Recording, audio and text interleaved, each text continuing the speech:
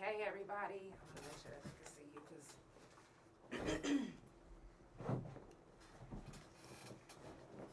y'all come on in. If you're watching on YouTube, it's not really about me, so y'all pay attention to my guests.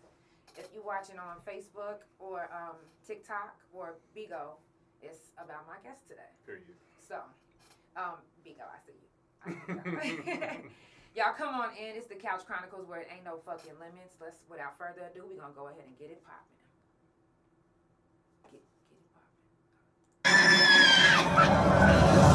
It's time for the Couch Chronicles, where there ain't no fucking limits. Every Monday, Tuesday, Thursday, Friday from 8 Central Time. You don't never want to miss a couch.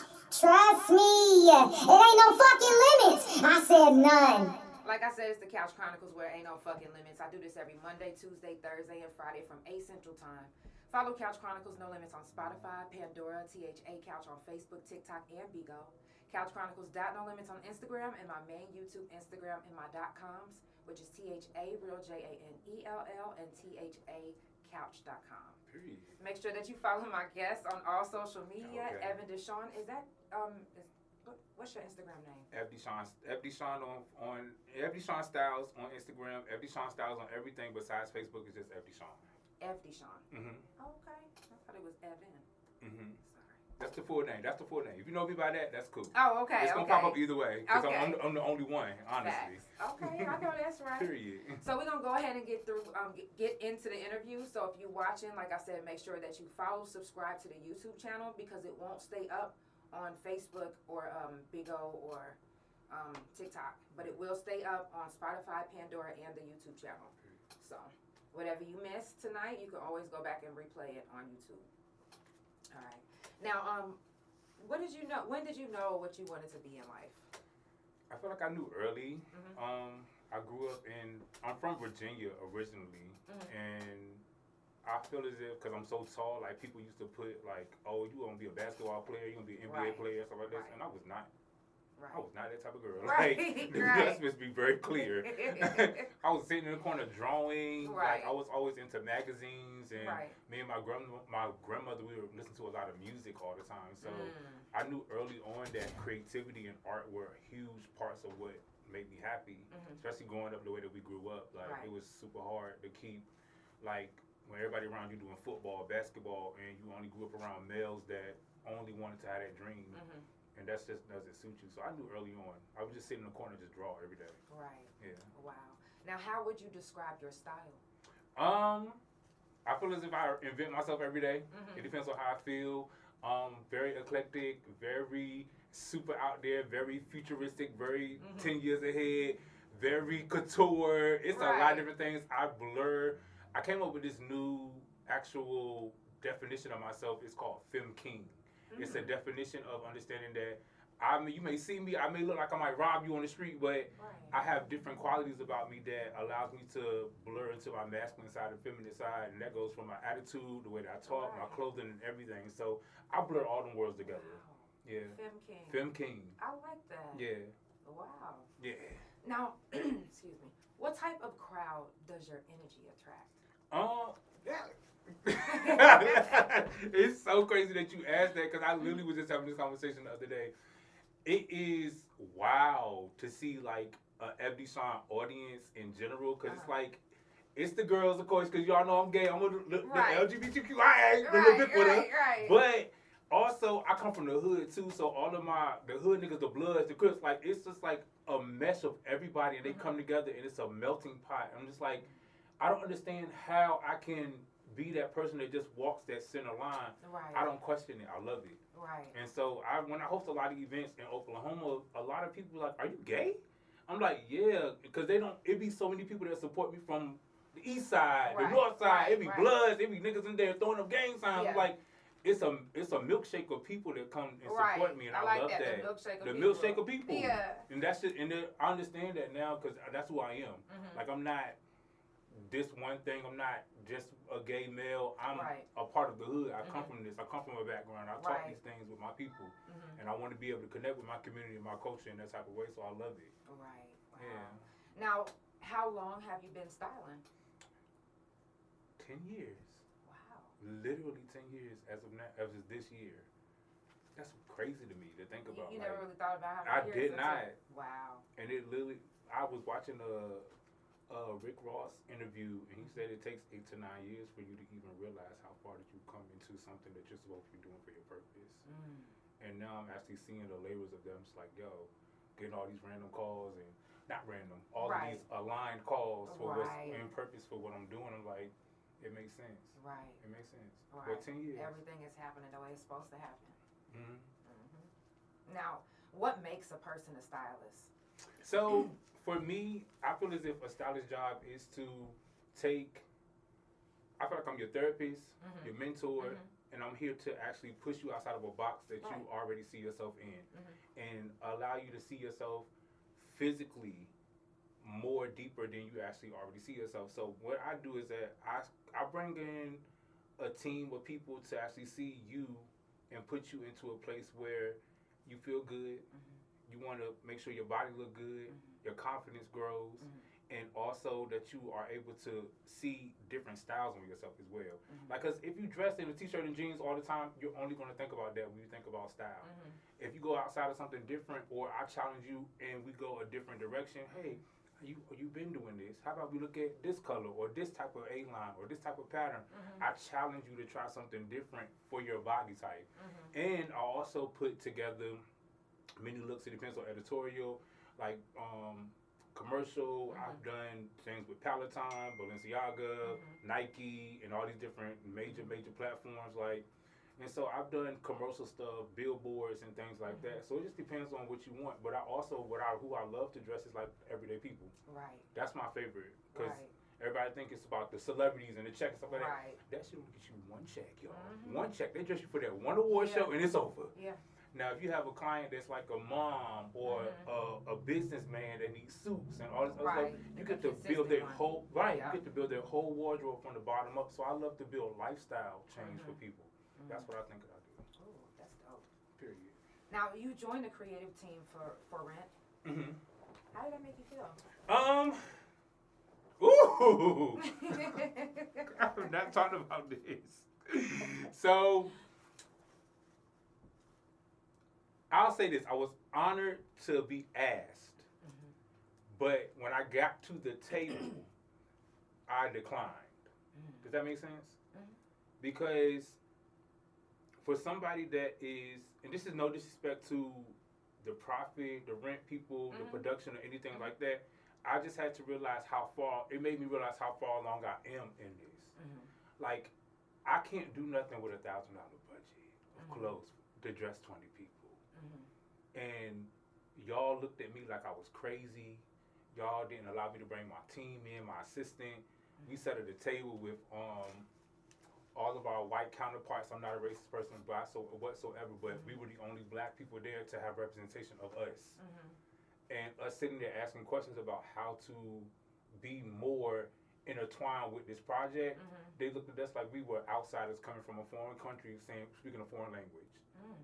And they put us in a corner and just allowed us to build from that. I was like, it's not okay. So I gladly got my stuff, and I told them I have to decline and I have to move forward. So I left that production before it even went up. Because I had to make a decision, and it really tested me because I was going through some shit. I was struggling right then. I needed an extra job at that point.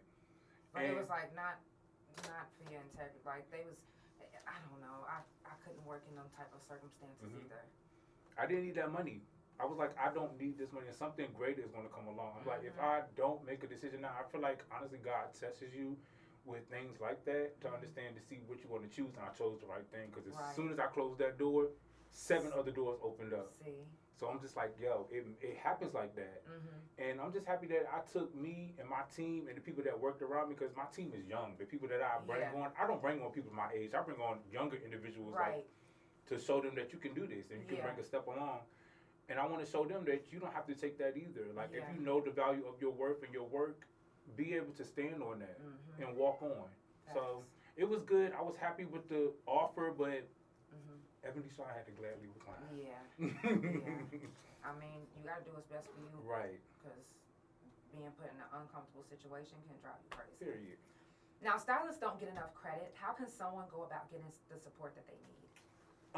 Honestly, I feel as if in my beginning stages, I feel as if just supporting in general, like dressing your homegirl, allowing your friend that wants to be a stylist to do certain things with you, take your picture, dress you, take clothes out of your closet, try different things with them. I had so much support in the beginning from my friend groups and everybody that really didn't understand styling, because I started here in Oklahoma at 20 doing it, and so I'm out here in the Midwest city off Era Depot, boosting my friends on top of buildings and dressing them and telling them, come on y'all, put these clothes on your back, like support them in that type of way, and then see how they go from there. And a lot of stylists do fall off early is what I realized, because they don't have that support. They don't see it for the longevity in it, or they try to get the lucrative part of it out first, and it's not a very lucrative business in the beginning. You have to know how to manage yourself, know how to put yourself out there, and know that you are inventing new product for people to consume, and then you'll start to go. And so I feel as if the support that they need is just being there and just being open-minded to the things that you see around you, or just asking them, how can you be a support? What do you need? So many people don't know how to ask that. So I think that's the way to go. So y'all need more models. Wow. And for those of you that are watching, you know, if you have somebody that is in the line of business that he is, like styling, and support your friends by doing that. I style too. I started in Detroit. Yeah. And what's crazy is people used to bring me a shoe, and they used to be like, and it'd be crazy colors. This was my specialty. Yeah. I could match to crazy colors. And I could find a whole outfit, put something together, and you'd be like, damn, I didn't even look at it like that. But yes. You can even bring other colors out of something like that. But anyways, support your people. Yep. Share their page. Yep. If they on Google, give them a Google review. Yep. Like some of your friends have actual businesses that you can actually drive up to and see a storefront. Yep. Give them a good Google review. Tell people about them. Word of mouth is some of the best promotion. Yes. You know what I'm saying? Yes. And some of the best free promotion. Yep. So don't be afraid to support your friends. If you say that you fuck with them and you love them, okay. I'm just saying. No, for real. That's a strong quote. Yeah. Because a lot of people gonna be silent when you start coming up. I'm telling you right now, those aren't your people. Yeah. Go along and just keep moving along. If you wasn't there whenever I started, ain't no reason why you don't try to come later. Cut and go. Shit, because cut and go. I was telling you, when I was one of the little guys, now I'm one of the big guys, and you looking at me like, yeah. So, now you are executive producer and starring in a new reality show, The Crew OKC. Can you tell us a little bit about it? Oh, let's see. Very excited about it. I feel as if it's very groundbreaking. I feel like it's really shaking the city up. I'll say that. Like, how it started is that I was living in Dallas, Texas for a few years, and then I was on The Crew season 3 there. So we have a Dallas franchise, and then Wuda Lee, who is the president and the CEO of CRW TV, he reached out to me and was like, we're looking to do a different franchise, and we're going to a all new city in a different town. And my name came across their desk because of the stuff that I do in Oklahoma, like prides and stuff like that. And so he was like, I'm thinking about doing Oklahoma. I think it would be really good for people to see what goes on out there. And I was just like, crazy that the timing of everything was just falling into line. Right. It was like, because I was actually about to move back here. A lot of people don't know that last year I faced homelessness. And I was living in my car for a bit of time. And my blood little brother was actually still living in Oklahoma. He told me to get my stuff and come on and just come get your stuff together for a little bit of time. Living in Dallas, a lot of people knew that I had a best friend of mine that was really, really close to me. And what I realized is that you do never put all your eggs in one basket. You can't trust people as far as you can throw them. Right. And she was the reason for my whole downfall of just something that I was building. And got me evicted from my apartment, all of my stuff thrown out. I literally moved here with 2 suitcases of clothes. So even with the stuff that y'all see me dressed in and stuff like that, I'm still using my skill and my artwork just to build my category up or build my catalog up off of the stuff that I already have. But I strongly believe in God's favor. I fell into it. I don't believe nothing don't happen for a reason, because it all just started to fall into line. would have offered me the deal and was like, come up here, start working on everything, get the casting together. So I got here and I immediately went to work. Like, I was like, girl, I'm not gonna fuck this up. Like, y'all not gonna toss me the ball and not have me fumble this shit up. Right. So when I got here, I was just thinking like, who would be perfect members of this franchise, or like to introduce and got things going on around here, or how would I even formulate a story around me being from Virginia, coming here, and I just realized that I've lived here and I have friends here that have done so many powerful things still, that are still doing powerful things that might need opportunity, that might need a light shine on them. So I got with a bunch of my older friends from 9-10 years ago that I grew up with, and I said, y'all, would y'all be interested in like being a part of this? And I started going to them one by one, just like studying, and I really paid a lot of attention to Carlos King and Mona Scott Young. I did watch a whole bunch of interviews and stuff like that they did for producing shows, and I mock shot a bunch of stuff, and I just read and understood like how crazy it gets behind the scenes of stuff when you're starting it out, from like Atlanta Housewives, and they was talking about love and hip hop, and I was like, all of this stuff is actually playing out in this same scenario as I'm reaching out to these people, and they trying to figure out what's going on, and people trying to get a spot, and people hearing things. You know, news travel fast out here in Oklahoma. So once I did lock in and I found the people that I wanted, or we found the people that we wanted, and it made sense, the cast made sense, we started building like the storylines of everybody and understanding like we want to focus on telling the actual story of everybody here. Like, we're not focused on the drama or the beef. We want to give the audience something completely different than they see from baddies, and now that's what I call TV and stuff like that. I'm not trying to put my people in no position to be fighting and beating each other up. Like, I'm kind of disgusted with that content now that we order, because that's what we flood our minds with. So I want to make sure that I highlight our people in the right way, and I was scared. I ain't gonna hold you. Very scared to build this shit in Oklahoma, because Oklahoma is not the most open door to shit like this. And we know that for a fact. As artists and as creators, like, especially all the stuff that I do within queer art and then black art, and then me being a black gay male coming and bringing something that's so loud and so public to people, like, people was vandalizing my car. I had protests against me. The school system reached out to me. The governor reached out. It was like so many different things that kept me from wanting to move forward. But I'm just like, I have to keep going. So now that we are actually done filming everything, I'm super proud of like how it's coming together. I feel as if these individuals that are the cast members and personal friends of mine, I feel like we are the perfect cast. I feel like we have worked our asses off. I feel like I put my niggas in position to win. I put people in position to have spots about production behind the scenes. They understand. We work from the ground up. We was here filming for a year. So it was just a lot of different revolving doors, and just seeing myself grow. And seeing them grow, I think is the most beautiful part. But I'm excited. I'm super excited. I'm excited too. So you said CRTV? CRW. CRW TV. Now, is that an app that we download, or how can they find it? So it's actually YouTube based, and the crazy thing about it is that is the platform where a lot of the reality shows are going to now, is that you can actually go to YouTube and see it. Like, we are in a sisterhood with Chasing Dallas and Chasing Reality, which is our sister network, and CRW TV. So we all work with Markel and stuff like that, back and forth, and we all support each other. Like, me and 7 Deep got things going on. He was on Chasing Dallas, and you see me on The Crew, and then I'm going back to The Crew Dallas in December to start filming. So we try to intertwine all of the franchises and all the networks together, so we all support each other like a big network. But it's YouTube. It's a YouTube-based reality show. That is dope. Yeah. That is really dope. Yeah. Let me write that down. CR. Hell yeah. Okay. Wow. You got a lot going on. Trying to stay busy. Now, have you worked with any big names when it comes to like styling, or just been around any big names? Yeah, I feel as if big brands more than big names. I don't really focus on celebrity part of styling, honestly, because I feel as if, like I stated, that comes and that goes, and it's a very specific lane that you drive when you're doing that. So, like Law Roach and everybody like that, they have like stuck with their artists and stuff like that all the way through.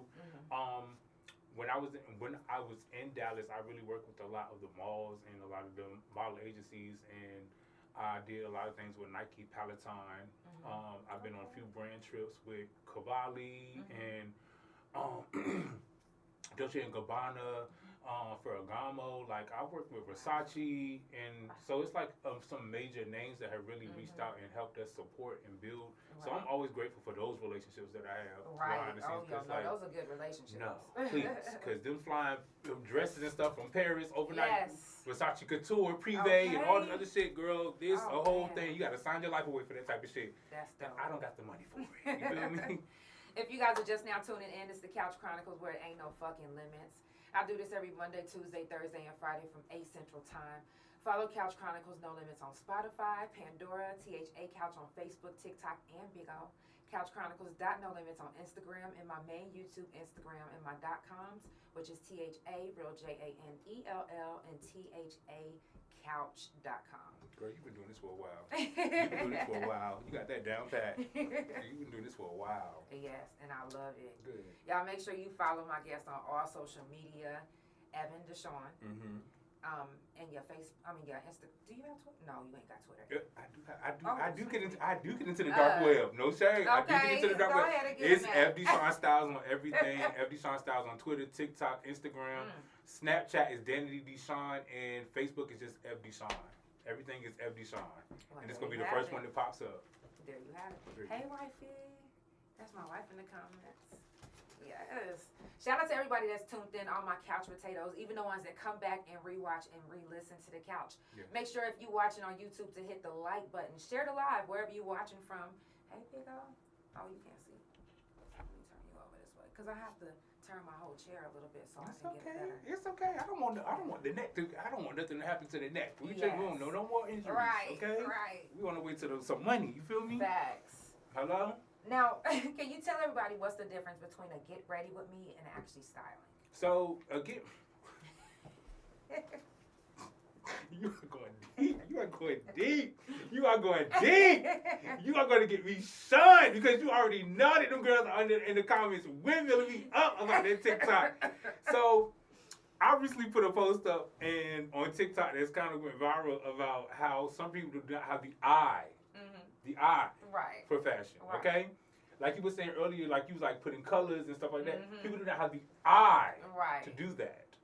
So get ready with me's are honestly to me, and I'm just gonna for me, okay. In my opinion, I feel like they're burnt out because I feel like everybody's getting ready, going nowhere.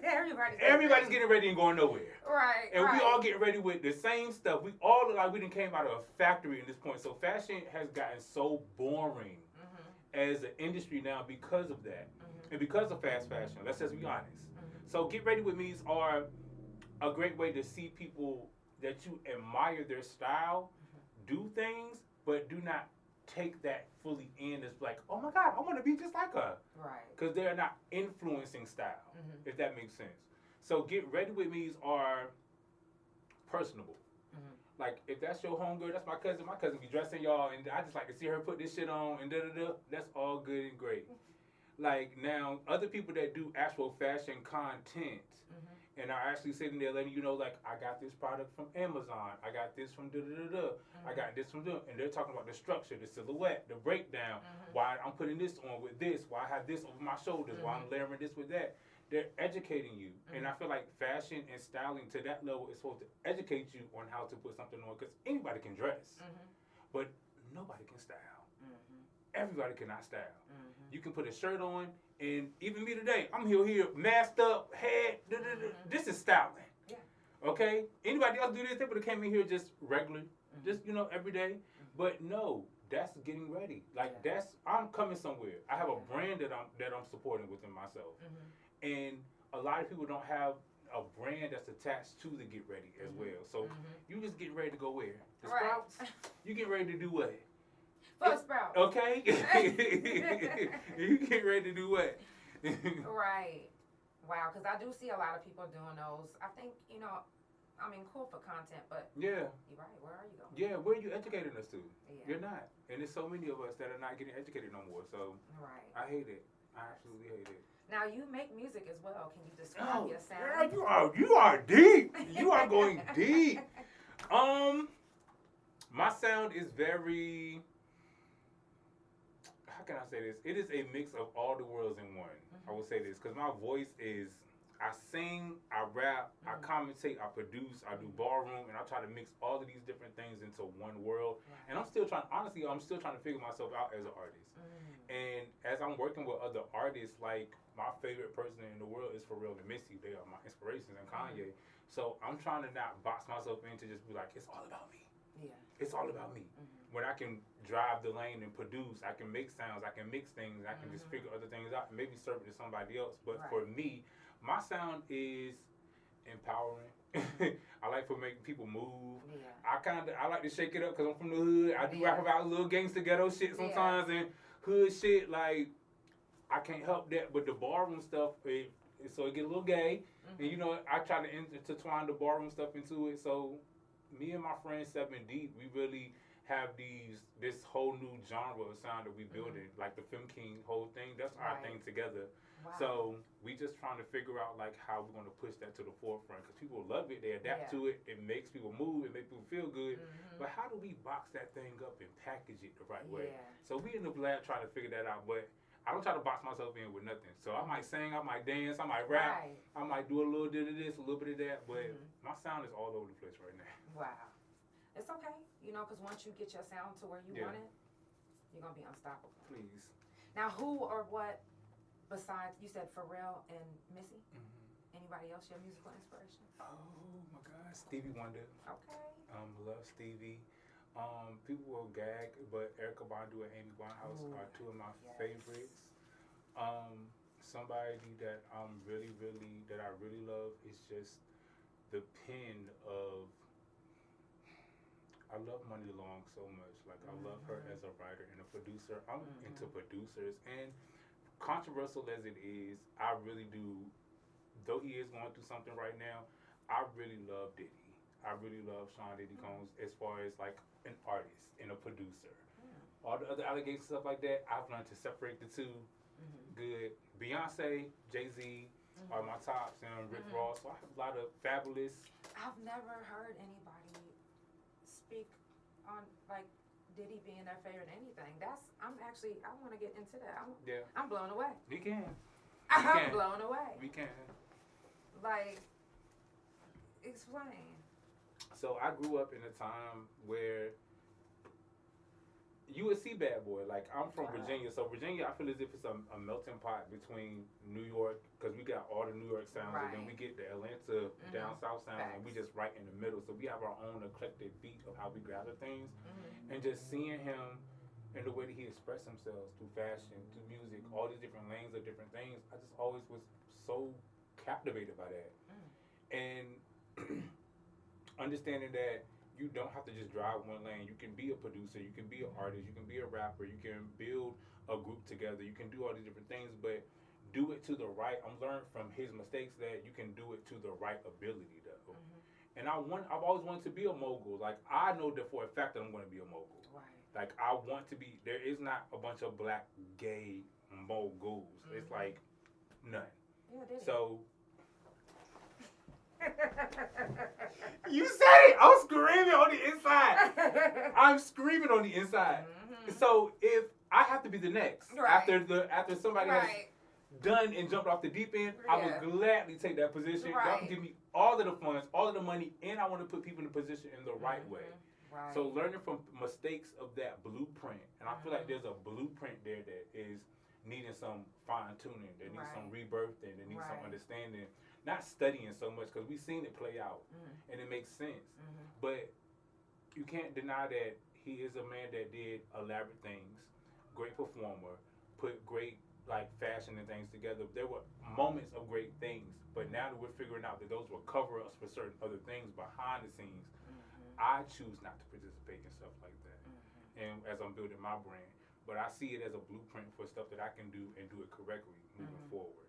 So he was a very powerful thing, and it's so weird to me to see the downfall of somebody that you look up to. Like, you see how Hollywood is now, and even when Kanye was going through stuff like that, when you idolize or you see people that you love and they go through those hard times, stuff like that, you personally take a different hit to it. So I had to shift my mind, like, separate the artist from the human being. Because you can be an amazing artist, but you can be a terrible person. We know that from doing the stuff that we do. We be here clocking in, clocking out, clocking in and clocking out, and then can't even relate with nobody off the camera. Like, I don't conform to that. So I'm good on that. Right. So what do you feel about the election? Election, I feel as if is Kamala all day, first and foremost. I feel as if there is a shift that's happening, and I feel as if there is a powerful shift that's going to happen between us. I really do fear whichever way that we go, whether you vote for Trump or Kamala, I do fear that we may have to end up going to war. Like, that's something that's in the back of my mind that rides very heavy. That's why I'm so adamant about making sure these kids vote, making sure they get registered to vote and stuff like that. And I was out here in the field getting them out there done. Because I'm just like, y'all have to do something. Because if y'all don't, y'all see, if we just keep riding this wave, we're not going to have anything. At all. Nothing creative. We don't have no resources. We don't have no money for nothing. Right. And we need something to help us start moving into the right direction. And I feel as if Kamala is doing an excellent job of standing her ground, which I stand and I love. When I see a black woman doing such things, because at the end of the day, I'm a male feminist. At the end of the day, I'm gonna stand up for my women every single time. I'm a nigga basher. I'm gonna let you know right now. So anytime I can sit there and put a foot on somebody's neck and be like, yes, the man ain't shit, y'all. We get it. But I feel as if she is empowering us to understand that it's a goof. Like, how is some of this stuff that we're talking about just funny to you? Right. Why is it a joke when I'm sitting here talking about real life things? And it's crazy to see like things play out after we've seen, like, we the same age, so you know we done seen politics from way back when debates were real. But seeing these debates now, it's not that. It's a joke. It's like, is this staged? Right. And you sitting there bringing up things that don't even have relevancy to At the all. conversation because you are not intelligent enough to have a conversation about certain things. Exactly. So you're going to go around everything besides that, like people that don't have enough intuitiveness to do, which makes sense. So I hate that we're in this place, but I love that we're in this place too because it's causing us to shift as a community, shift as a country, shift as a nation. And I just hope that we get to a place where we all can be on one accord again. Yes. No, for real. Yeah. That is so real. Now, you do a lot of hosting. What has been your favorite hosting gig?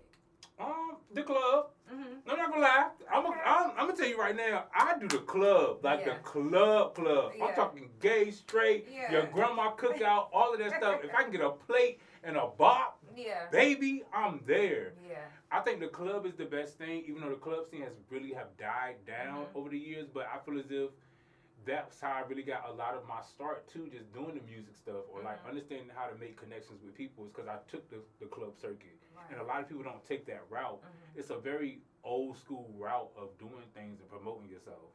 And people like the Diplomats, Cameron, and Jay-Z, and all these other people. I'm from up north. Like we hustle. You know, you Detroit. Like you got to get out there and mix and mingle, No, kiss the babies and shake the hands, and maybe get shot at a few times. Like girl. But the club is something special to me. But what I have realized is that I have created safe spaces for people in general. And doing the club and stuff like that, when I was doing the club in Dallas, like I realized that it's not a gay thing, it's not a straight thing. Like I was saying earlier, it's a community thing. Because people from the community just come out and support me. My coworkers bring all their friends, all the homeboys coming out to do it. I'm the first nigga that had all these gay niggas and hood niggas in one club together, swag, surfing, doing shit. It's like, what is going on? That is not a thing in real life, but it's a thing for my situation. And then the ballroom scene, like hosting those type of events and just main stage and DJs and battles and stuff like that, it's for the younger kids. It really is. It's for the younger generation, for them to have fun, because they don't get to have any of that stuff. If the club is dying off, a place where we got to go and figure out and express ourselves and meet people, they don't get that same level of being able to connect with people. So how do we make these environments for them when they see a pose or when they see a legendary on TV and they're interested in it, and especially in Oklahoma where art is not a huge forefront. If you don't play basketball, football, you're not an OU dad, OSU mom, like they don't give them resources or they don't give them funding for stuff like that. Right. So I try to kick in some doors and try to make stuff fun for them to experience a piece of it before they go out there to the real world or just go off other places and then get caught up with something else. You should learn it here first and then make a decision where you want to go. Right. Yeah. Wow. Y'all, if you're just now tuning in, it is the Couch Chronicles where it ain't no fucking limits. None. I do this every Monday, Tuesday, Thursday, and Friday from 8 Central Time. Make sure that you follow Couch Chronicles No Limits on Spotify, Pandora, THA Couch on Facebook, TikTok, and Big O. Yeah. Couch Chronicles No Limits on Instagram, and my main YouTube, Instagram, and my .coms, which is THA, real JANELL, and THA Couch.com. Make sure that you follow my guest on all social media. His information will be in the description. So no matter wherever you're watching, you will see it. All you have to do is read it. Follow him on all social media. Keep up with him so you'll know what he's doing. You'll know if he's in your city or state. You never know. He might end up in North Carolina where you are. Or, Baby, I'm taking over the world. Or in New York where you are. Okay. Okay, so y'all make sure you follow. Follow. Now, can you tell us a little bit about what your life was like growing up? Hard. I'm not going to sugarcoat it for nobody. I'm going to be completely honest and blunt. It was difficult, very challenging. I'm from Virginia Beach, Virginia, grew up in Norfolk, Virginia, and I grew up in the hood. And this is be very clear, and very humble beginnings. I don't come from money. I don't come from a lot of resources. I don't come from none of the things that I try to make my life out to, that I'm willing to make my life look like moving forward. I knew that in my life that it was going to be always me making decisions for everybody else around me. So I've always felt like I had to grow up faster than I needed to. I had my first job at 13.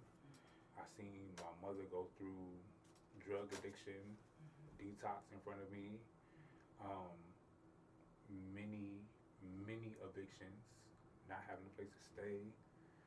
I feel as if I've lived my life to try and protect me and my brother, and I don't fault any of the adults in my life for not giving me great role models to live by. I fault that the system failed us around us because we fell victim to that. And I feel as if for anybody, minority, African American, especially black and gay males or black gay females, I feel as if we really have to make a decision about what we want for ourselves before we think about our families and what they need, because I've always had to make decisions based upon what was the need for the family. Didn't go to college because I had to, when I turned 18 or when I graduated high school, I had to go to work to pay bills. I come from no lights, no food, no water. I'm talking like not a day, I'm talking like 3 days in a row, trying to figure it out going to school, and then you trying to figure out how you go to school every day and still supposed to perform. No wonder I had bad grades. No wonder I had an attitude. No wonder I was like always on edge and stuff like that. Now that I'm older, I understand like why that part of me was such a predominant part of me, because I didn't have nothing to come home to. I'm sheltering what I'm about to come home to for home because I don't have the love at home. I don't get the respect that I need from home. So it was very hard growing up, super hard. But I'm grateful for it. I can say that. I feel like I have learned to, one, be more kind to myself. I've learned to understand what it is to stay in its trenches and hold it down. So I really ride for me, my people, my team, and stuff like that, because the level of care and the kindness in my heart, that stuff that I went through, it could have hardened me. It should have. But I made a decision when my grandmother told me, it's 2 places that I don't go. This changed my whole life. It's 2 places that I would never go and see you. That's a jail cell and the courtroom. And literally my attitude and the way that I was going about stuff growing up was so bad because I was fighting and doing all this stuff. I was on my way there. I was living in the courtroom, beating people up, fighting in the courtroom. They dismissed the case dismissed. Okay, outside the courtroom, let's fight. I'm beating up, me and my homegirls beating up everybody. And my grandma was like, what is wrong with you? Mm. Until she told me that you know that you one of the best things that happened to my life. Like, I think about that often too. Oh my God, you gonna make me cry. You gonna make me cry. She told me that when I was 18. And I had just finished high school and I was going through a very hard time. Like I was in the club. I'm a club kid. That's why I dressed the way that I dress. Like I feel like I found myself in the club, dancing, partying and stuff like that. Which I'm not ashamed of because I figured out how to formulate that to something bigger. Right. But she told me that, and she was like, you remind me so much of my best friend that died from AIDS. And he was one of the best things that happened to my life. And just seeing you every day, come here, because I spent every day with her. I would come from school and just be with her. And hearing that, you just don't know how important representation or important the type of love that you get from people, it carries you. Because I hear that voice everywhere that I go with everything that I do, no matter what I go through. I just be like, damn, I was really the best thing that happened to somebody's life, so why don't I try? Right. So, yeah, growing up was hard, but I had little nuggets across the way, or my grandmother that was there, or people that were there that really showed up for me. So, Right. Do you still talk to your mom? My mom died, actually. My mom has passed on. She actually passed from lupus. Wow. And here in Oklahoma. So, crazy story is that I'm from, like I said, I'm from Virginia, but I moved to Virginia late in life. I moved to Virginia when I was 19. I mean, moved to Oklahoma when I was 19 from Virginia. My mother had lost everything in that year, and the economy was so bad that year. And so she moved us here to Oklahoma from the hood. And literally, as she was like at UCO, trying to get her degree to start teaching and stuff like that, like a month, like 2 months before she was about to graduate, she passed from lupus. And that's when I became a father or a parental figure to my brother. And I was 24 when she passed, and he was 14. Now, I got a question. Yeah. You said that your mom used to be on drugs. Do you believe that the reason why she was on drugs is because of the severe pain that comes with lupus? It was because she had got her teeth redone, and then she had got caught up with narcotics and got addicted to painkillers. And then I literally did not understand, like day to day, just seeing her, like how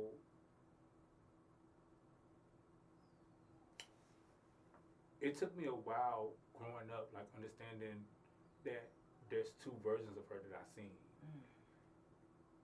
I would see her some days and she would be fine, and there'd be some days where she was just like exhausted. And then when I realized what the down of painkillers are, like you get tired, you get sleepy, and stuff like that. Like you take painkillers and it's just gonna knock you out.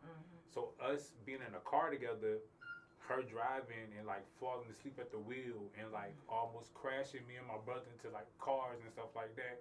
I always just thought she was like extremely tired from her job all the time, but no, it's because of her addiction was coming. She was coming down from it, and so no, I didn't realize like how deeply it impacted our life. Like I just thought it was a part of her, and it wasn't until she overdosed one time and she was like at a doctor's office trying to get more that they had to call my grandmother and my aunt. It was like a whole dramatic, drawn out day. I will never forget that day. And that's the day that it all came out, what was going on. And I never seen her like that before, but the crazy part about it is that I never judged her. I realized from then, like I had a choice. Like either I could be mad and be upset, or I can understand it and understand that this is a human thing. Right. And humans make mistakes, and we all have downfalls, we all have processes to understand like how that's supposed to go.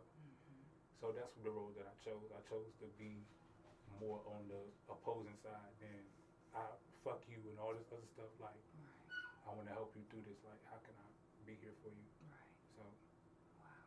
Yeah. And for those of you that are watching, I want to go ahead and give a moment of silence for your mother. Thank you. Thank you. Thank you.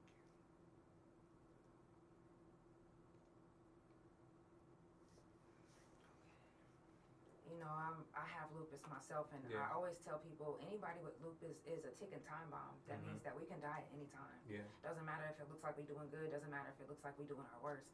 Anything can happen. Yeah. But anyone that's watching that has an autoimmune disease, the one thing that I noticed that helps me through everything is being happy. Yeah. It helps me not have flare-ups. Mm-hmm. You know, it helps me when I'm relaxed and not Yeah. feeling stressed out. When I'm stressed out, flares. Mm-hmm. Flares forever. It's like, ugh. Yeah. All right.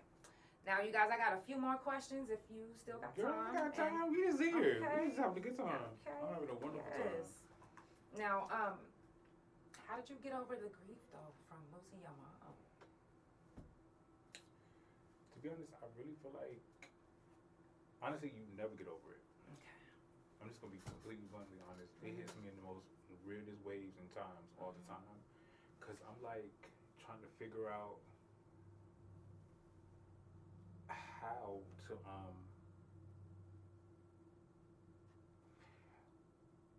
how to keep going. At my older age, like it's tough, and like seeing not only myself get older, but my brother get older and accomplishing things like, especially when you have people around you that have these connections with their parents, and you have all these great people that love you and stuff like that, and they have these great bonds with their mother and stuff like that. It's like, damn, I got my first apartment, and I couldn't call my mama to celebrate that with me. I'm doing all these great things within the community and stuff like that. My brother is doing pretty good for himself as well, and I think about it often, and I feel as if it was just, I really don't feel like I'm really over it still. I feel like I'll never get over it, but I feel like I have to keep going because I'm here for something. Like, I know she with me. Like, I know she talked to me. I see her all the time. Her and my grandmother, they is on my ass bad to get whatever it is that I need to get done in the time frame that I'm here. But I know that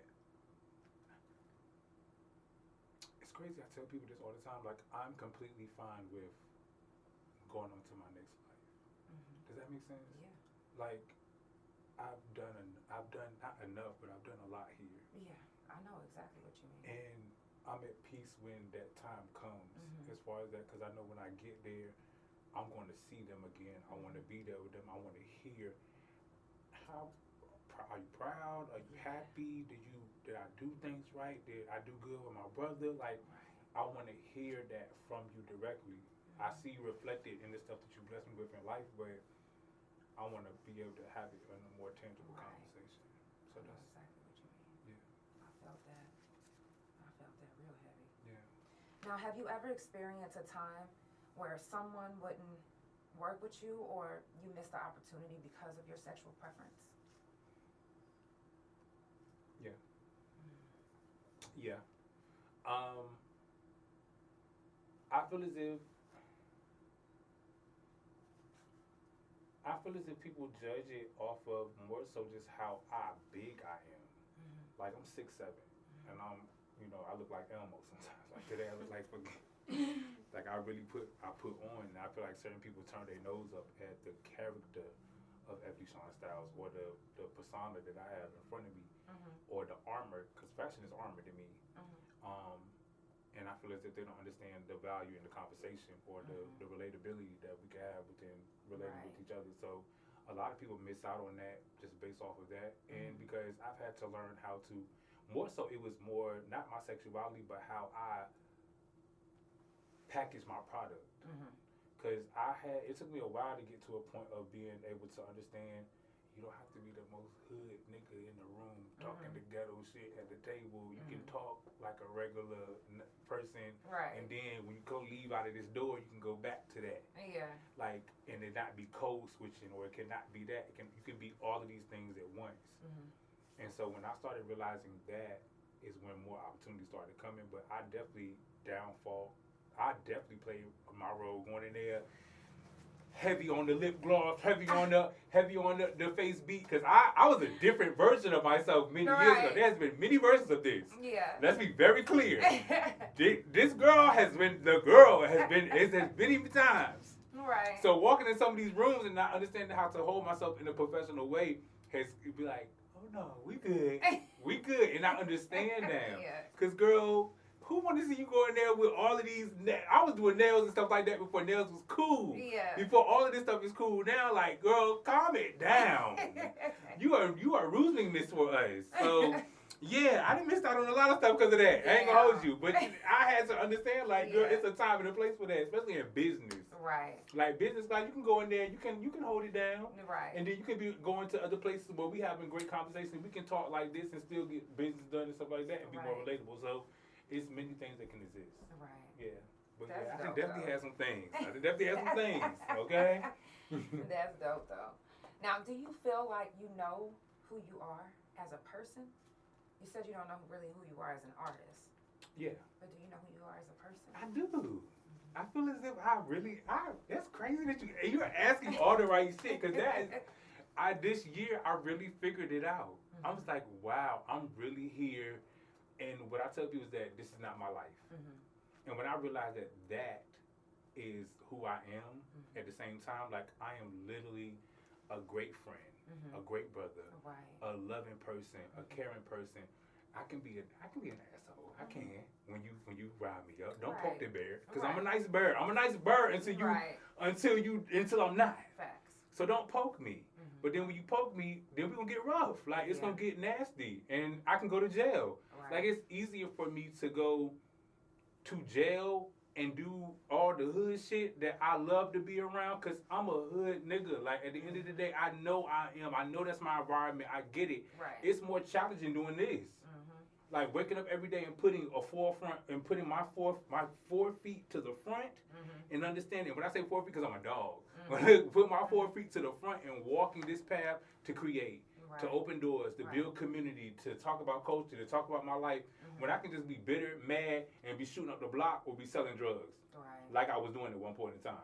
So I feel as if now that I know who I am, because who I am is a powerful individual.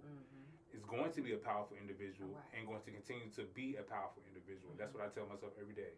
As long as I'm here, do something with that. Right. So, yeah, I feel like I do know myself, and I'm getting to know him even better every day. That's dope. And I'm loving it. That's dope. A lot of people don't know who they are. Baby, I can tell. For real. I can tell. And also, I want to give a personal shout out to Nikki. Oh, yes. For linking us in together. Please. Like, the energy is so, I'm talking about, it's intoxicating. Yeah. I love it. Shout out to everybody that's watching on YouTube, everybody that's tuned in everywhere. I got 3 more questions, and then we out of here. Okay. If you could change, let me go to this first. Okay. What was the toughest thing that you had to endure this year? Being homeless, losing my home. That was tough. Not gonna lie, it still is tough now, because I still don't know. And being completely honest and vulnerable, I do not know how I'm gonna bounce back. People don't know, and this is my first time talking about it. I've been sleeping on my brother's couch for a year, in a little 1-bedroom apartment in Edmond, doing all of this stuff that I'm doing here. And because of the way that my brother has shown up for me and supported me, he's like, do you? Yeah. Figure it out. Gave me time to figure it out. And even though it's doors and stuff open and stuff like this, I still don't know how it's hard to bounce back from homelessness. And that's what I'm trying to get in a place of wrapping my mind around, is like, continue to grind, continue to work, continue to save, so it doesn't happen again. I know it won't happen again, but in the back of my mind, I'm just like, damn, this really could. I want everybody in this world is one situation from this happening to them, or one bad relationship away from this happening to them, because there's so many situations that can lead you down that road. So yeah, facing homelessness was the hardest thing. And then I think even before then, holding up the walls, because holding up the walls to the place that was already crumbling down. Like, people don't know that behind the scenes, like, I was doing all this great stuff in Dallas, the club and stuff like this, but behind them walls, before that home disappeared and I became homeless, I was in that bitch holding that stuff up, holding them together with all of my bare might, like, so you don't know what I'm going behind the scenes of everything, or what me and my best friend at that time was going through and stuff like that. And I'm just like, dang, I prayed to God a prayer that I pray that people will pray and understand that it will shift your whole life. It's like, whatever you have me for this journey, I'm yours. Right. And that's when he ripped everything from under me. All that stuff had to go. Mm. All of it. So that's what I look at it as. But that's the toughest. That's It's really the toughest. Now, have you been keeping up with your health and all of that?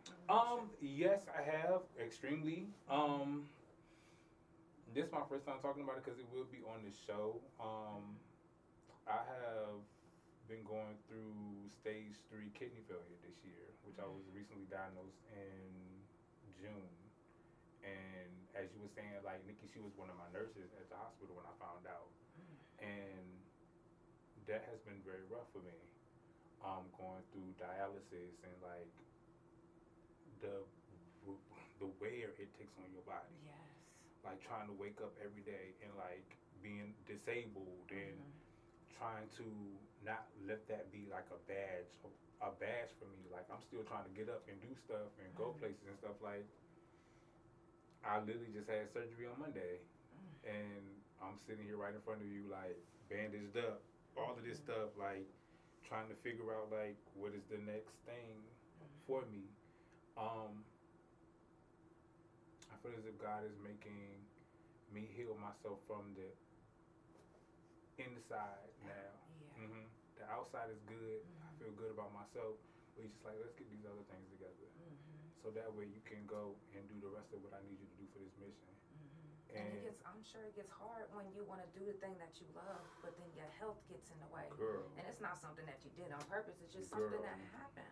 Girl, every day I think about that as I'm sitting there, like, because when you go through dialysis or chemo or anything like that, you're sitting there with people. So it's not you're in a room by yourself, like, hooked up to a machine. You're sitting there with people, and I'm just like, damn, I'm 34, and I'm in here with people that's like 78, 90, caretakers and stuff like that, wheeling people in and out, and I'm just watching. I'm just like, damn, I really got to get it together. Like, it shows me to hold on, and I'm choosing as an option to not make it about what I'm going through, but how I'm going to overcome it. And that's helping me. And then I don't have a bitter friend. I don't have a bitter spirit. Does that make sense? Yes. Like, I don't have, like, you can be so, I've seen so many people that come in there and be so mad and so bitter and so upset and treat people so nasty and stuff like that. I'm so grateful for the doctors, the team, my social worker, all the people that are helping me figure this process out, because I need it. I need it. And I gotta show up. If I don't show up for me, who gonna show up? Nobody. And that's what keeps me going. Like, I have to get up. I've been tired.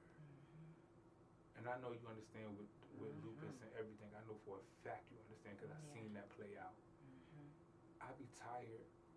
Some days after that treatment, I don't be having no voice to talk, because it's been drained so much out of me and stuff like this. I can barely walk up the stairs. My brother be having to carry me certain places and stuff. It's just like, I can't believe that I'm still here. But I be damned if I give up. I be damned if I surrender to what's already written for me already, because I know that once I get there, it's gonna be better. But I'm definitely an adamant person for taking care of your health, making sure that you have conversations with people about your health, making sure this not a thing, because you know us, we don't talk about this stuff. Right. And what I realized too is that my mother tried to hide a lot of that stuff from us, because I don't want my kids to worry about. I don't want nobody to worry about me. It's worse when you don't. Right, when you don't know. When you don't know what's going on and you can't understand how to help them. Right. So I commend everybody to have a conversation about it. And don't be ashamed. I'm not ashamed of nothing. Like, all of this, why? Right. Why should I be ashamed? We sitting here bandaged up. Right. Still, nobody should have Still any excuse. For anything, we still doing what we love. Still pushing through. Okay. And still gonna keep on pushing through. No No matter what. You're gonna be mad. Dialysis, whatever. You're gonna be mad. You're gonna be real mad. Yeah. Because I knew it was gonna play out the way it's gonna play out. I've been telling people for the last 6 months, like, girl, it's gonna be big. Right. It's big time. Right. And I don't got nothing to hide. And you know for a fact what I'm talking about, because I see the way that it's blessing your life and the way things are happening around you. Because I was at the place where I was at the award show when you go in your award for this show. And the crazy thing about it, I was like, damn, somebody got a podcast out here? Like, that's the crazy thing to me, because, you know, Oklahoma, people don't do. Mm-hmm. So you just be here. Yeah. So seeing you and then seeing how resilient that you are within just this space has came here. I came here and I'm encouraged. I came here, we was talking before we started. Right. Like, just talking about how it just feel like we have an instant connection with each other and everything. Because it's real. Yeah. It's real. And we're going through real life shit in real time. Mm-hmm. And brace on and all, surgeries and all, right. we still showing up. Exactly. Like, I could have been here, I could have been laying at home in the bed. You could have been like, no, not this week. Right. It's a lot of things that's going on. And this is how community and support is supposed to show up. Yeah. Because I'd be damned if I wasn't going to show up today, and I'd be damned if I wasn't going to show up and put on at least something. Facts. For the fact of the matter, like, that's all it takes to get you to the next level, to get me to the next level. So, yeah, I don't give a fuck what nobody say. Facts. I don't give a fuck what nobody say. Facts. And my last question is, if you could change one thing about you or a situation that you went through, what would it be? I really believe it's gonna be two. I think one is gonna be funny because I'm gonna joke. I'm gonna key with this last one. But the first one gonna be serious. I would change that homeless shit. I'm not gonna hold you. Cause that homeless shit, I was prideful about the shit that I had. I love entertainment. I love cooking. Yeah. And if y'all know me for real, like Dallas, y'all know I cook. Like, y'all be at my house, we had house parties, gatherings, kickbacks, food on night, game night. I miss that. Hosting in my own place. So that, I would definitely change that if I had the opportunity, but I understand why, if that makes sense. Like, I damn sure wouldn't have old homegirl, and she know her name, and y'all know her name too. If you know me, you know what I'm talking about. She would never be back. Don't bring her name around me, because she'll never come back. That dog has ran off. I don't know what the hell y'all thought this was, but it's not. God only got to teach me that lesson one time. Right. Okay? And then this one is I'm going to key. I'm going to key with this one. Alright. And when I say I'm going to key with this one, because I'm literally going through this right now. When I had this surgery on Monday, right? They had to put a breathing tube in my throat and a scope in my throat, right? So they knocked my bottom tooth out with the scope, right? It's okay. I'll file a report. I'm going to the dentist on Tuesday. But it's a lesson in showing up still, because I could have been like, girl, they knocked my tooth out. I'm not coming. Cancel the show. Right. But y'all still see me here, holding on, masked up and all. Right. Okay? A lesson in showing up, doing my thing. Yeah. But that's because I don't give a damn. Yeah. I don't give a damn. I don't care. Because it's about showing up for your people, and it's about an opportunity, and I'm here to do something. And I'm grateful for that. And because it's going, baby, the new grill is going to be tea. You feel me? I'm going to be smiling all on the hose. Because, girl, y'all laughed and y'all cackled, but I understand what God has to do. And I understand why that was another test for me to understand that. And I'm happy that I got my surgery. That surgery opened up new doors for me to do other things. So I'm just like, who am I not to show up for the other things that He got for me? Right. So don't be keying about it. It's a key to me. I'm laughing about it. Snacker tooth and all. Real shit. No, it's some real shit. It's some real shit. I'm telling you right now. That the surgeon gonna understand my wrath on that one. But I'm grateful. I'm gonna say all of that to say this. I'm grateful. I was grateful to be here. I'm grateful to show up. I'm grateful to be a part of this. I was grateful for the opportunity. I'm grateful for Nikki. I'm grateful for all of this stuff. All of this stuff just aligned perfectly. Right. So yes, it did. Is there anything you want to share with everybody before we go? Yeah. Let me get on my promo shit. Okay, so The Crew OKC premieres this coming up Monday on CRW TV. You can catch it on YouTube. We have promos, trailers, and commercials out right now. We have Meet the Cast out. We are a cast of 10 members. You can follow me and the journey that I'm going on right now on TikTok, Instagram, Twitter, Facebook, all on DeShawn Styles. And yeah, the music is on the way. I got a lot of shit coming up.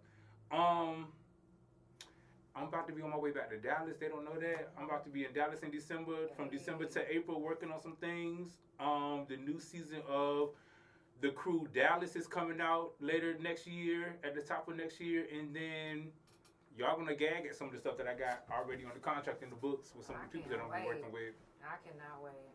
Mm-hmm. So everybody make sure that you follow him on all social media. His information will be in the description. It's the Couch Chronicles where it ain't no fucking limits. I will see you guys tomorrow. Good night. You did such an amazing job. Thank you for having me. Wow. No. Them questions was it. Thank you. You had the good questions. You went deep. I was like, okay, she's just gonna talk about this show, just the dumb shit like everybody else was talking about. No, this was good. Thank you. This was the level of shit that I like. I like to go deep. Period. Yes. That's how I am. I love it like that. Spotify Pandora, thank you so much for tuning in. It's the Couch Chronicles where it ain't no fucking limits. Yeah.